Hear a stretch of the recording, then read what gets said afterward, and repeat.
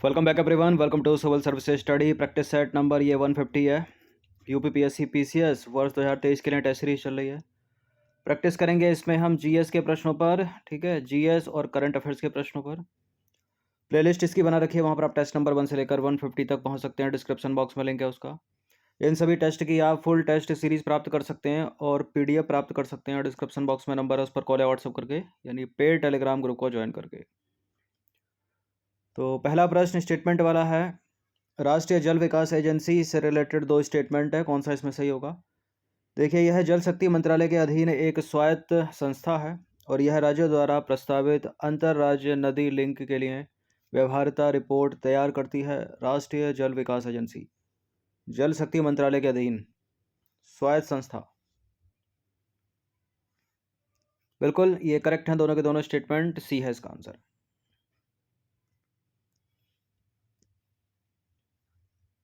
देखिए, राष्ट्रीय जल विकास एजेंसी की स्थापना जो है जुलाई 1982 में जल शक्ति मंत्रालय के तहत सोसाइटी पंजीकरण अधिनियम 1860 के तहत एक स्वायत्त समाज के रूप में की गई थी, स्वायत्त संस्था के रूप में की गई थी और यह राज्यों द्वारा प्रस्तावित इंट्रा स्टेट लिंक की पूर्व व्यवहार्यता की रिपोर्ट या व्यवहार्यता रिपोर्ट या डीपीआर तैयार करती है। तो करेक्ट है दूसरा वाला भाई। देखिए, नंबर इस पर कॉल या व्हाट्सअप करके आप पेड सीरीज से जुड़ सकते हैं यूपीपीसीएस की। क्वेश्चन नंबर 2 पर आ जाइए। भारतीय संविधान कल्याणकारी राज्य प्रदान करता है, इसका उल्लेख कहाँ है? ये प्रश्न कई बार पूछा है, यूपीएससी सिविल सेवा में पूछा, स्टेट पीसीएस में पूछा, छोटे एग्जाम में पूछा। कल्याणकारी राज्य का उल्लेख है भारतीय संविधान में राज्य के नीति निर्देशक सिद्धांतों में, ठीक है। और ये कहाँ से कहाँ तक? अनुच्छेद 36 से लेकर अनुच्छेद 51 में है राज्य के नीति निर्देशक सिद्धांत। देखिए, राज्य के नीति निर्देशक सिद्धांत या तत्व इनको कह लो, भारतीय संविधान के अनुच्छेद 36 से लेकर 51 तक में इनका उल्लेख है और ये सामाजिक और आर्थिक परिस्थितियों का निर्माण करना इनका उद्देश्य है, जिसके तहत नागरिक जो है एक अच्छा जीवन जी सके। इनका उद्देश्य एक कल्याणकारी राज्य के माध्यम से सामाजिक और आर्थिक लोकतंत्र की स्थापना करना भी है। तो राज्य का नीति निर्देशक सिद्धांत इसका आंसर हो जाएगा। इकोनॉमिक्स का प्रश्न है। स्टैगफ्लेशन एक आर्थिक स्थिति है जिसमें निम्नलिखित में से किसका विशेष संयोजन होता है? उच्च विकास, उच्च बेरोजगारी, बढ़ती मुद्रास्फीति, धीमी वृद्धि, उच्च बेरोजगारी दर, बढ़ती मुद्रास्फीति। उच्च वृद्धि, धीमी वृद्धि। देखिए, स्टैगफ्लेशन एक ऐसी आर्थिक स्थिति है जिसमें जो है हाई अनएम्प्लॉयमेंट होती है, यानी उच्च बेरोजगारी दर होती है, ठीक है। इन्फ्लेशन होती है, वो भी बढ़ती हुई, और जो ग्रोथ रेट होती है वो लो होती है, धीमी होती है। तो बी सही हो जाएगा इसका आंसर। देखिए, स्टैगफ्लेशन एक ऐसी आर्थिक स्थिति है जो धीमी आर्थिक वृद्धि, उच्च बेरोजगारी और बढ़ती कीमतों के संयोजन के कारण होती है, यानी इन्फ्लेशन के कारण, ठीक है।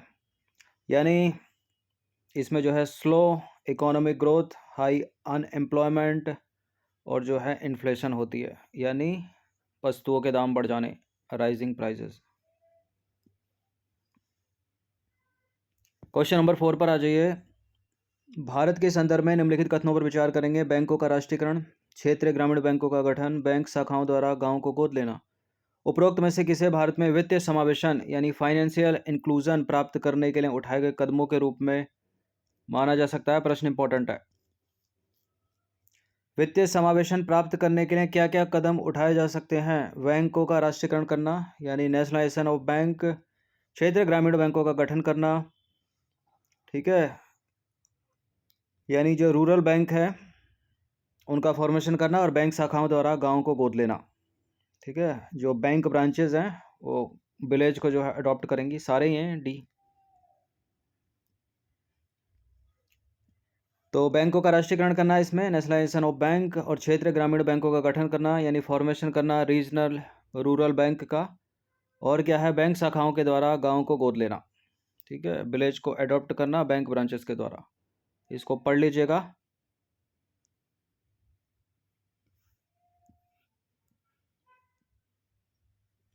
टोबिन टैक्स क्या है? क्वेश्चन नंबर 5 है। टोबिन टैक्स के बारे में निम्नलिखित कथनों पर विचार करेंगे। यह 1972 में नोबेल मेमोरियल पुरस्कार विजेता जेम्स टोबिन द्वारा सुझाया गया और टोबिन टैक्स को मूल रूप से एक मुद्रा के दूसरे में सभी स्पॉट रूपांतरणों पर कर के रूप में परिभाषित किया गया था।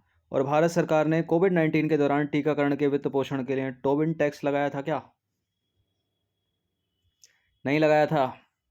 बाकी पहला दूसरा करेक्ट है। और थर्ड वाले को एलिमिनेट करेंगे, जहाँ जहाँ 3 है वो नहीं होगा, एक ही में केवल 1 और 2, इसका आंसर हो जाएगा डी। देखिए यह सुझाव जो है जेम्स टोबिन ने दिया था सबसे पहले, जो एक अर्थशास्त्री थे जिन्होंने आर्थिक विज्ञान में नोबल मेमोरियल पुरस्कार जीता था। तो पहला वाला करेक्ट है। और टोबिन टैक्स को मूल रूप से एक मुद्रा के दूसरे में सभी स्पॉट रूपांतरणों पर कर के रूप में परिभाषित किया गया। तो दूसरा वाला भी करेक्ट है।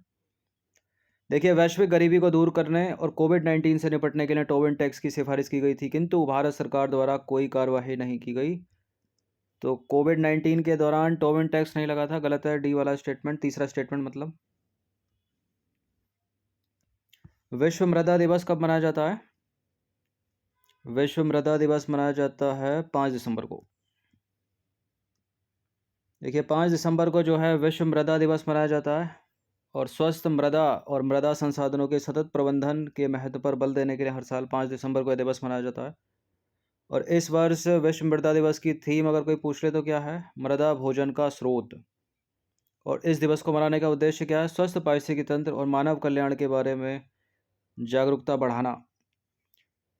देखिए दिसंबर 2013 में संयुक्त राष्ट्र महासभा ने 5 दिसंबर 2014 को आधिकारिक रूप से पहला विश्व मृदा दिवस मनाने का निर्णय लिया था। तो वर्ष 2014 से मनाया जा रहा है ये 5 दिसंबर को। हाल ही में लोंगेवाला संघर्ष सुर्खियों में था। निम्नलिखित में से किस घटना से संबंधित है ये लोंगेवाला संघर्ष? मुस्लिम लीग का गठन, आज़ाद हिंद फौज का गठन, 1857 का स्वतंत्रता संग्राम या वर्ष 1971 का भारत पाक युद्ध?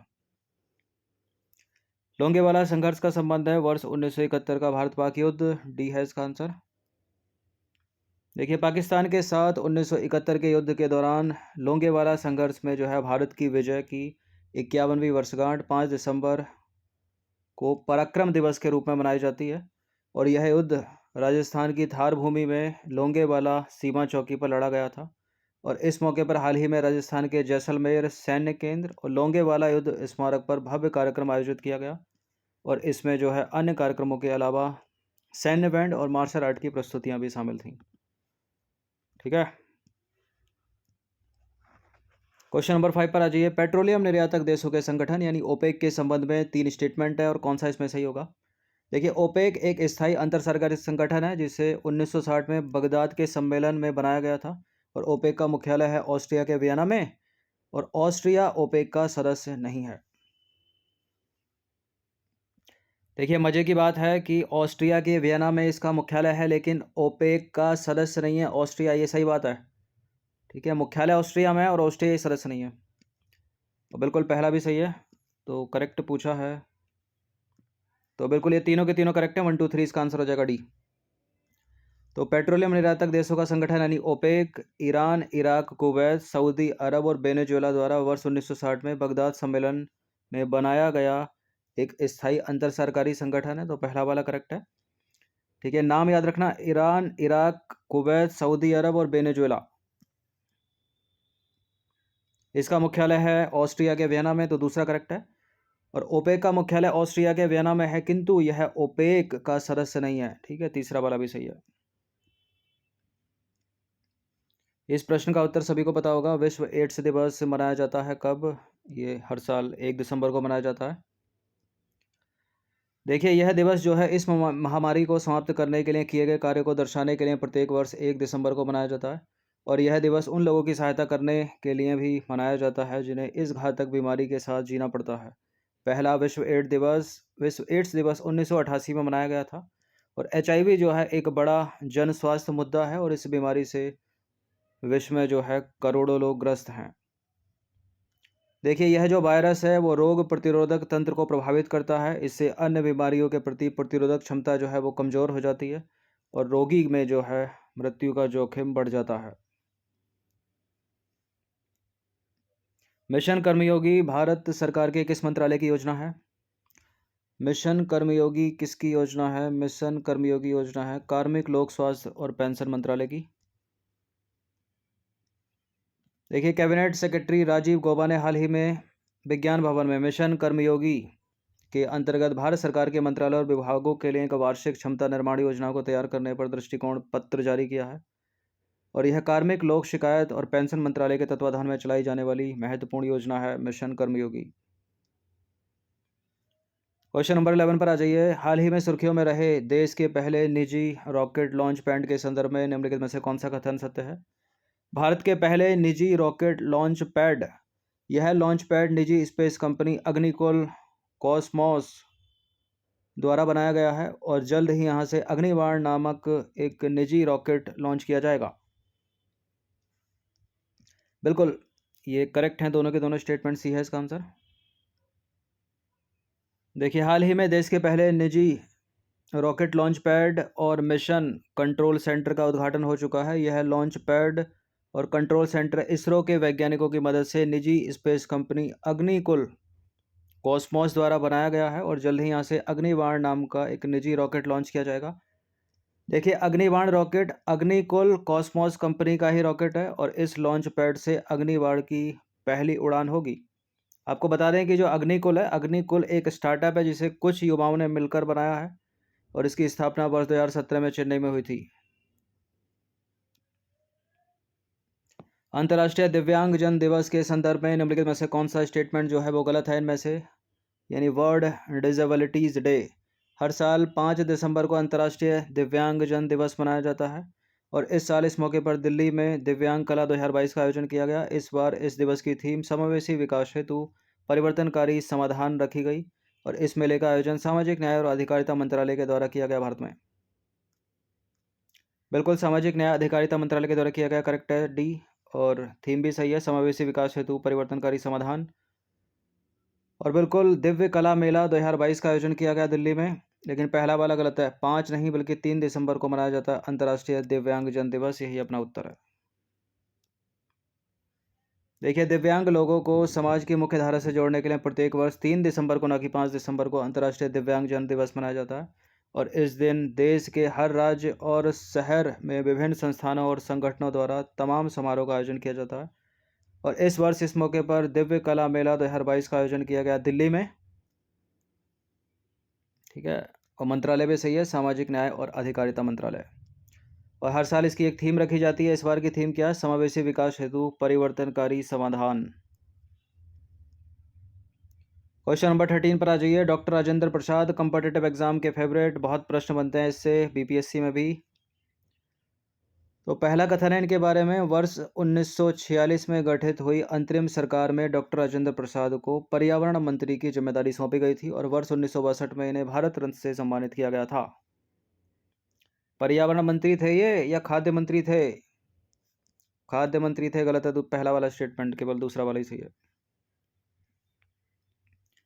देखिए, भारत के प्रथम राष्ट्रपति भारत रत्न डॉक्टर राजेंद्र प्रसाद का जन्म हुआ था 3 दिसंबर 1884 को बिहार के सारण जिले में, ठीक है, जीरादई नामक गांव में हुआ था। वर्तमान में सारण जिले को सिवान के नाम से जाना जाता है और वर्ष 1915 में उन्होंने गोल्ड मेडल के साथ लॉ में परास्नातक यानी एलएलएम किया और भागलपुर में वकालत की प्रैक्टिस करने लगे। बीपीएससी के लिए इंपॉर्टेंट हो सकती हैं 2 लाइन ये। देखिए, वर्ष 1917 में बिहार में जब चंपारण आंदोलन शुरू हुआ तो वे गांधी जी के संपर्क में आए और वकालत छोड़कर स्वतंत्रता आंदोलन में कूद पड़े और वर्ष 1946 में गठित हुई अंतरिम सरकार में डॉक्टर राजेंद्र प्रसाद को खाद्य मंत्री की जिम्मेदारी सौंपी गई थी, ना कि पर्यावरण मंत्री। याद रखना इस चीज़ को। देखिए, देश में जब संविधान निर्माण की प्रक्रिया आरंभ हुई तो डॉक्टर राजेंद्र प्रसाद को संविधान सभा का स्थायी अध्यक्ष चुना गया और 26 जनवरी 1950 को जब देश में संविधान लागू हुआ तो उन्हें देश का प्रथम राष्ट्रपति निर्वाचित किया गया। राजेंद्र प्रसाद 1950 से 1962 तक भारत के राष्ट्रपति रहे और वर्ष 1962 में उन्होंने स्वेच्छा से राष्ट्रपति पद का त्याग पत्र दे दिया या त्याग कर दिया और इसी साल मिला था इनको भारत रत्न, ठीक है। और कहाँ? सदाकत आश्रम में जाकर रहने लगे और सदाकत आश्रम में ही 28 फरवरी 1964 को स्वर्गवास हो गया उनका। क्वेश्चन नंबर 14 पर आ जाइए। निम्नलिखित में से कौन सा भारत में सबसे पुराना केंद्रीय अर्धसैनिक बल है? केंद्रीय रिजर्व पुलिस बल, सीमा सुरक्षा बल, असम राइफल या commando battalion for resolute action? सबसे पुराना 1835 का असम राइफल। देखिए, असम राइफल जो है भारत का सबसे पुराना अर्धसैनिक बल है और यह यूनिट अपने वंश का पता एक अर्धसैनिक पुलिस बल से लगा सकती है, जिसका गठन 1835 में कछारी लेवी नामक अंग्रेज के अधीन किया गया था। ठीक है, तो यहीं से इसकी शुरुआत हुई थी। बाकी 1917 में असम राइफल इसका नाम रखा गया और असम राइफल ने अपने नाम असम फ्रंटियर पुलिस, 1883 में इसका नाम असम फ्रंटियर पुलिस था। फिर 1891 में असम सैन्य पुलिस हो गया और पूर्वी बंगाल और असम सैन्य पुलिस इसका 1913 में था। और असम राइफल कब हुआ? 1917 में। और कब का है ये? 1835 का। वर्तमान में 63,747 कर्मियों की स्वीकृत संस्था के साथ असम राइफल की 46 बटालियन है और गृह मंत्रालय के नियंत्रण में। ये चीज़ इंपॉर्टेंट है, याद रखिएगा। रक्षा मंत्रालय नहीं, गृह मंत्रालय के नियंत्रण में, मिनिस्ट्री ऑफ होम अफेयर्स। और असम राइफल के लिए आवश्यक अधिकारी जो है भारतीय सेना द्वारा प्रदान किए जाते हैं और भारतीय सेना के अधिकारियों का चयन निश्चित वर्षों के लिए असम राइफल में प्रतिनियुक्ति ड्यूटी के लिए किया जाता है। क्वेश्चन नंबर 20 पर आ जाइए। G20 के संबंध में कुछ कथन है यहाँ पर, तीन तीन, कौन सा इसमें सही होगा? कई बार प्रश्न बनाया हमने G20 पर, यानी ग्रुप ऑफ 20 एक अंतर सरकारी मंच है जिसमें भारत सहित 19 देश हैं और यूरोपीय संघ शामिल है। यानी टोटल कितने हो गए? 20 हो गए। भारत सहित 19 देश, यानी भारत भी G20 का मेंबर है और यूरोपीय यूनियन भी इसमें। G20 के सदस्य देश विश्व जीडीपी के 80% से अधिक, अंतर्राष्ट्रीय व्यापार के 75% और विश्व जनसंख्या के 60% का प्रतिनिधित्व करते हैं। और इसकी स्थापना द्वितीय विश्व युद्ध से तबाह हुए यूरोपीय राष्ट्रों के पुनर्निर्माण के लिए की गई थी। विश्व जनसंख्या का 60% से अधिक प्रतिनिधित्व करता है क्या G20? बिल्कुल करेगा। भारत भी इसी में है, चीन भी इसी में है, संयुक्त राज्य अमेरिका भी इसी में है। करेक्ट है, दूसरा वाला स्टेटमेंट, पहला भी सही है। इसकी स्थापना द्वितीय विश्व युद्ध से तबाह हुए यूरोपीय राष्ट्रों के पुनर्निर्माण के लिए नहीं की गई थी, ये गलत है। तीसरा वाला स्टेटमेंट, वो तो IVRD था, वो IVRD था। थर्ड वाले को करिए एलिमिनेट, केवल एक और, तो इसका आंसर हो जाएगा ऑप्शन नंबर ए। देखिए, G20 दुनिया की प्रमुख विकसित और उभरती अर्थव्यवस्थाओं को जोड़ने वाला एक रणनीतिक बहुपक्षीय मंच है जिसमें 19 देश हैं, भारत भी है इसमें, और यूरोपीय संघ है, यानी टोटल मिलाकर 20 हो गई है। G20 के सदस्य विश्व जीडीपी के 80% से अधिक, अंतर्राष्ट्रीय व्यापार के 75% और विश्व जनसंख्या के 60% का प्रतिनिधित्व करते हैं। तो दूसरा वाला भी करेक्ट हो गया। डी गलत है, मतलब तीसरा गलत है। देखिए, international bank for reconstruction and development यानी IVRD की स्थापना 1944 में द्वितीय विश्व युद्ध से तबाह हुए यूरोपीय राष्ट्रों के पुनर्निर्माण के लिए की गई थी, न कि G20 की। इंपॉर्टेंट चीज, G20 में कौन कौन मेंबर है? अर्जेंटीना, ऑस्ट्रेलिया, ब्राज़ील, कनाडा, चीन, यूरोपीय union, France, Germany, Bharat, Indonesia, Italy, Japan, Mexico, रूस, सऊदी अरब, दक्षिण कोरिया, दक्षिण अफ्रीका, कोरिया गणराज्य, तुर्की है, यूनाइटेड किंगडम है और है संयुक्त राज्य अमेरिका। ना तो नेपाल है इसमें, ना तो बांग्लादेश है इसमें, और ना तो पाकिस्तान है इसमें, याद रखिएगा।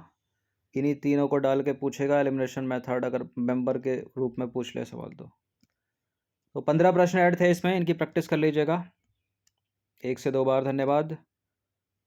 हर दिन प्रैक्टिस करते रहिएगा। इन सभी टेस्ट का PDF आपको पेड टेलीग्राम ग्रुप में ज्वाइन करने होने पर ही मिलेगा। धन्यवाद।